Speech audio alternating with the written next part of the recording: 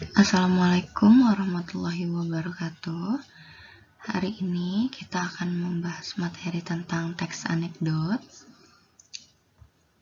Sebelum memulai pelajaran, silakan kalian berdoa terlebih dahulu. Pengertian teks anekdot. Anekdot adalah cerita singkat yang menarik karena lucu dan mengesankan.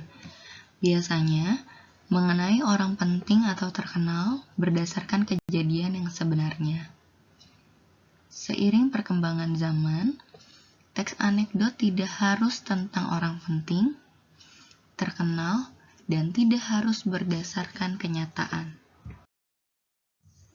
Anekdot merupakan karangan berjenis narasi pendek yang di dalamnya mengandung kelucuan berupa kebodohan, kesalahpahaman, kesalahdengaran, ketidaktahuan, kesombongan, kecelakaan akibat ulah sendiri.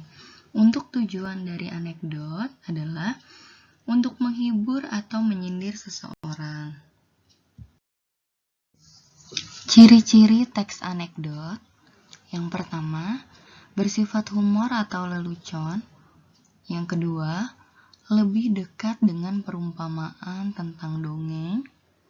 Yang ketiga, menampilkan karakter hewan dan figur manusia pada umumnya dan sering terhubung dengan realitas, meskipun perumpamaan tentu berbeda dalam khususan sejarah mereka. Struktur teks anekdot. Yang pertama ada abstraksi. Ini adalah bagian awal paragraf yang berfungsi memberikan gambaran tentang isi teks. Yang kedua, ada orientasi.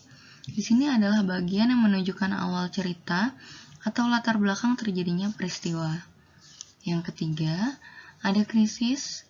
Di bagian ini, mulai hal yang menarik ataupun hal yang tidak biasa terjadi pada tokoh. Yang keempat, ada reaksi. Bagian yang berisi cara penulis atau tokoh menyelesaikan masalah pada bagian krisis. Dan yang terakhir, ada koda, bagian dari akhir cerita. Bagian ini dapat berisi kesimpulan mengenai kejadian yang terjadi pada tokoh cerita.